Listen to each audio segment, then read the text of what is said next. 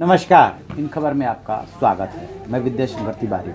पश्चिम बंगाल की राजनीति अभी ख़त्म नहीं हो रही थी कि इस बार राज्य की झांकी राजपथ पे नहीं दिखेगी, यानी रिपब्लिक डे पे नहीं दिखेगी। इसी बीच खबर ये आ रही है कि महाराष्ट्र की भी झांकी नहीं दिखेगी। एक राज्य की बात होती तो शायद मान लिया जाता कि ऐसा कुछ प्रस्ताव में या उन्होंने जो झांकी का फॉर्मेट भेजा था उसमें कोई दिक्कत रही होगी, जिसकी वजह से केंद्र सरकार ने नहीं माना। लेकिन जैसे ही ये खबर आई कि महाराष्ट्र की झांकी भी इस बार राजपथ पे नहीं दिखेगी, राजनीति जो पहले से ही चल रही थी पश्चिम बंगाल और केंद्र के बीच में, वो अचानक इस सर्द मौसम में गर्मा गई है। महाराष्ट्र के जो मंत्री हैं जितेंद्र अवध, उनका कहना ये है कि इस बार गणतंत्र दिवस की परेड में महाराष्ट्र की झांकी गृह मंत्रालय ने स्वीकार करने से इनकार कर दिया है। अब इसके बाद जो है शिवसेना स्वाभाविक है कि हमलावर हुई और संजय राउत ने कहा है कि महाराष्ट्र की झांकी हमेशा से देश का आकर्षण रही है।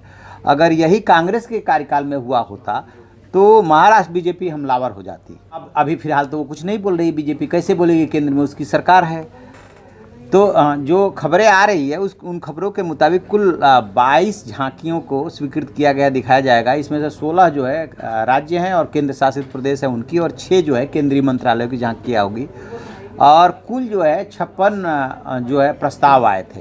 होता क्या है, झांकियों का सिलेक्शन ऐसे होता है कि जितने भी देश में राज्य हैं, जैसे कि इस समय 28 राज्य और 8 केंद्र शासित प्रदेश हैं, तो सब अपने अपने प्रदेश की जो है झांकियों का प्रपोजल भेजते हैं केंद्र सरकार को, और उसके पैरामीटर्स बने हुए, कमेटी बनी हुई है जो इस चीज़ को देखती है, फिर उसको स्वीकृत करती है। तो जितने प्रपोजल आते हैं, अच्छा इसमें मंत्रालय भी, जो केंद्र सरकार के मंत्रालय हैं वो भी पार्टिसिपेट करते हैं, जो उसमें से 50% के आसपास जो है रिजेक्ट हो जाता है। फिर ये होता है कि अगले साल देखा जाएगा। कोई ज़रूरी नहीं है कि हर बार हर राज्य की झांकी को सिलेक्ट किया ही जाए। अब संजय राउत फिर कह रहे हैं कि महाराष्ट्र की झांकी को शामिल नहीं किया गया है, ये जे स्कूल ऑफ आर्ट्स द्वारा तैयार किया गया था और हमें इसके लिए ज़्यादातर बार पुरस्कार मिला है। मतलब उन्होंने जे स्कूल आर्ट्स जो है उससे इसको जोड़ा है। ऐसा क्या हुआ कि इस बार महाराष्ट्र और पश्चिम बंगाल की झांकी को जगह नहीं मिले? दोनों राज्यों में बीजेपी की सरकार नहीं है क्या? ये वजह है महाराष्ट्र का अपमान किया जा रहा है? यही सवाल ममता दीदी भी उठा रही हैं।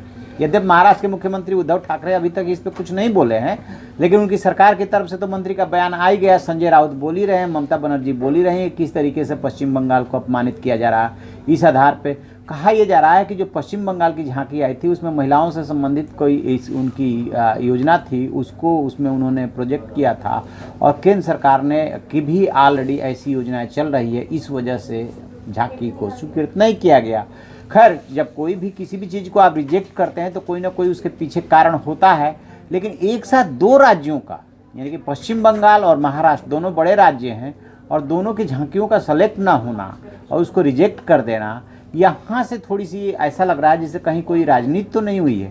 और इस पर यदि सियासत गर्म हो रही है तो उसकी वजह यही है कि चूँकि पश्चिम बंगाल में टीएमसी की सरकार है और महाराष्ट्र में इस बार जो है कांग्रेस और एनसीपी के साथ मिलकर के शिवसेना की, उद्धव ठाकरे की सरकार है, इसलिए तो ऐसा नहीं किया गया। यदि ऐसा किया गया तो तय मानिए बहुत गलत बात है और इसको लेकर के अभी और सियासत गरमाने वाली है। देखते हैं आगे भी इसमें क्या क्या बातें आती है, क्योंकि स्वाभाविक है केंद्र सरकार भी अपनी बात रखेगी क्यों ऐसा हुआ और इधर से राज्यों की तरफ से क्या हमला किया जाता है। क्योंकि ऑलरेडी जो सीएए और एनआरसी और एनपीए का जो मसला चल रहा है उसको लेकर के पश्चिम बंगाल और केंद्र के बीच में टग ऑफ वार तो चल ही रहा है। न तो आप एनपीआर को रोक सकते हैं, न एनआरसी को रोक सकते हैं, न सीएए को रोक सकते हैं। एनआरसी आने की भी तो अभी तो बात भी नहीं है। ये जो है राज्यों के अधिकार क्षेत्र से बाहर है, लेकिन ये राज्य जो है, चाहे पश्चिम बंगाल हो, केरल हो, सरीखे जहाँ भी दूसरे पार्टियों की सरकारें हैं वो मना कर देती हैं। तो उसका केंद्र ने ये तोड़ निकाला कि ठीक है ये तो केंद्र का अधिकार क्षेत्र है, हम ऑनलाइन करेंगे, इसमें कलेक्टर का अधिकार ही हटा लेते हैं। तो राजनीति बहुत पहले से सीएए को लेकर चल रही है और अब वो झांकियों में घुस आई है, रिपब्लिक डे में घुस आई है। ये ठीक बात नहीं। चलिए देखते हैं आगे क्या होता है। जो भी होगा हम आपको बताते रहेंगे। आप देखते रहिए हमारा डिजिटल चैनल इन खबर। Thank you. इन खबर चैनल को सब्सक्राइब करें और बेल आइकन दबाना ना भूलें।